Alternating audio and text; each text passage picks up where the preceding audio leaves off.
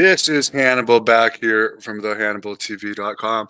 One of my favorite personalities in the wrestling business, Harley Race, had a dark side of the ring on him. A lot of people say Harley Race doesn't really belong on a dark side of the ring, but I would say out of all the ones this year, John Tenta is the least. I mean, he had a tragic ending, but he's the least to belong on the dark side of the ring. Harley Race had a very dark life as far as accidents. I've met him. I said, yeah, I think I've met him maybe once at a cauliflower art club, but I did 2 week long training camps. One at his Eldon, Missouri training camp with him, and one of his Troy, Missouri training camp. And the Troy, Missouri one is the one that I did the interview with him on, and you can watch that interview in the description of this video. I always got along with him. Both both times he wanted me to go in and train there, but without a work visa, it would just be too expensive for me to train full time there because I wouldn't be able to get a regular job. I did wrestle for his company, World League Wrestling, before as well. As far as the dark side of the ring, it goes through that he always kind of wanted to be a wrestler. He was always getting into fights. He beat up his principal. Uh, he liked confrontation. He was in a bunch of automobile accidents. He would drive really fast, from what I understand, drink while he was driving, and also smoke while he was driving. And a lot of wrestlers were always very afraid to drive with him because of that and his history of getting into car accidents. He was also in a boating accident that was very serious. And he had been drinking, I guess, since that morning, scotch. So I mean, obviously, he had a drinking issue. A lot of wrestlers have it. I'm not holding that against him at all. He definitely they didn't get into this, but when wrestler like Marty, they should have used Marty Jannetty and Ric Flair on this. Obviously, Ric Flair probably holds a big grudge against Dark Side of the Ring for all the heat that they got him. But Marty Jannetty and Ric Flair both do great Harley Race impressions. And usually in these stories about Harley Race, he's always smoking. And he was a chain smoker. I believe he was smoking in the shoot interview. He smoked in his wrestling school just one cigarette after another, and I believe he died of lung cancer. So it's actually, considering the amount that he smoked, it's surprising that he made it to 76. They talked about how tough he was. They didn't. They showed a clip when they were talking about all of his injuries of him doing a shoot interview where he like knocked on the steel plate in his forearm. But they did that to talk about that he had like he was full of bolts and steel plates. But one of the reasons apparently why he was so tough, because when he hit you with that forearm that had all the steel in it, I mean, that's worse than a brass knuckle to get hit with like a forearm and a fist that's that heavy. And they talk about how he would, even before I think he had his first accident where one of his wives was killed. I think he was married 4 or 5 times. I met one of his wives, BJ, but that was one of his later wives. She also smoked heavily as well. I remember that. But he would take on challengers, and he was a carnival wrestler. He would use headbutts and cheap tactics when it was someone tough, because he was doing it for a living. The one story that was told where he said he went to a WWE show, and in this version of the story on the dark side of the ring, and again They have reported stuff that's known not to be true, like in the case where Abdullah the Butcher, they wasted a ton of time on his episode trying to convince people he can't read or write, which he can. That's a pure lie. But they told this story in this that Harley Race set a WWE ring on fire. I mean, according to Hulk Hogan's book and Harley Race's book, that did not actually happen. He said he was going to do it, and he showed up at a WWE event with a gun. But according to Hogan, when he actually confronted Hogan at that show, he asked for a job.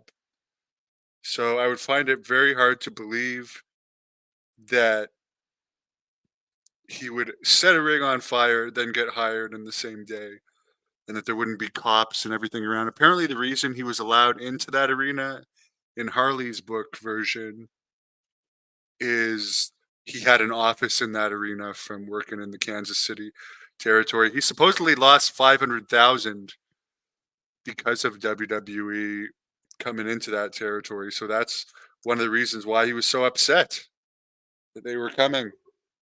And as far as him wrestling for WWE, he did get an injury there that was going on a table in a match with Hulk Hogan, who he wrestled a lot in WWE. And it's interesting because in those days you didn't get paid if you were hurt, and if you're hurt in a WWE ring, you could probably even back then you probably could have sued them and been taken care of for a long time. But I definitely don't think he sued them, and I bet anything that he didn't get paid while he was hurt. I would bet anything. If he did, it would have been very little. But Harley just doesn't seem like the type of guy that would hold that against a company, even though it's a big company and it's happening in the company's ring or outside the ring. In that case, Harley. They did mention that about the King gimmick. I like the King gimmick. He looked like a cartoon king. I just have to say one thing about Harley Race in the Iron Claw. By the way, he is featured in that Iron Claw movie. And when you see Dark Side of the Ring and you hear all these clips of Harley's gravelly, tough man voice, that Iron Claw movie portrayal of Harley Race just is horrible. It's horrible. The guy sounds like a high school kid. It's like you couldn't have found someone with a gravelly voice. The casting in that was awful. I mean, the guy kind of looked like Harley. The look was all right, but the gravelly voice just was not there in the promo. Anyways, other than that, they talk about him going to WCW. He's in both the WWE and WCW Halls of Fame. He also was back in WWE here and there after.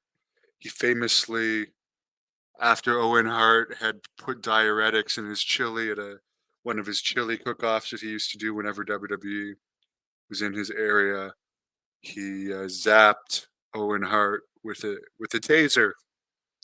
Which honestly, it sounds like Owen Hart deserved that for all the ribs he played, and some of the ribs were pretty cruel. So there you go. That's my Harley Race review. Good episode overall, but yeah, for the people that say he didn't deserve a Dark Side of the Ring because he didn't really have a sad enough life. Even his one wife is interviewed for this and talks about like his drinking problems, and he was very mean to her. He said deep down he was a nice man, and I do believe that Harley Race was nice. He was always nice to me, but I could see him um, being as he is on TV with a woman. But a lot of men were like that in those days, and that was more acceptable. Oh, also, he did train Trevor Murdoch, his most known student. I think Randy Orton trained with them a little bit, before he started in OVW or before his development contract started, I believe. And definitely Ted DiBiase's son trained with Harley Race, the one that's in all the trouble right now. Mike D thinks Viscera was the best king. Mike Piper's good. She had a good meal with me on the weekend. David, you're welcome for reporting. Richie liked the Harley Race documentary. I think it was, other than the lighting the ring on fire, which again, it's in Harley Race and Hulk Hogan's book that he never actually set the ring on fire. They sometimes like to tell versions of the story that are just there for the story. Just like when they decided to throw me under the bus, they cut up what I said to make me look bad. And they made sure to. Speaking of Piper, Mike, those assholes refused to put Piper. She was on my lap pretty much the whole time of the interview, maybe 20% of the time not.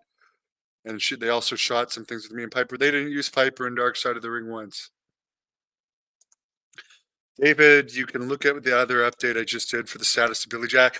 The Dark Side of the Ring people are interested in doing one on him. Obviously, he has a very dark story. And he could be in jail for the rest of his life. I really don't know. He's probably going to have a bail hearing soon, but unlikely he's going to be let out on bail. Someone says Bobby Fish sucks. Speaking of Bobby Fish, Harley Race did train him.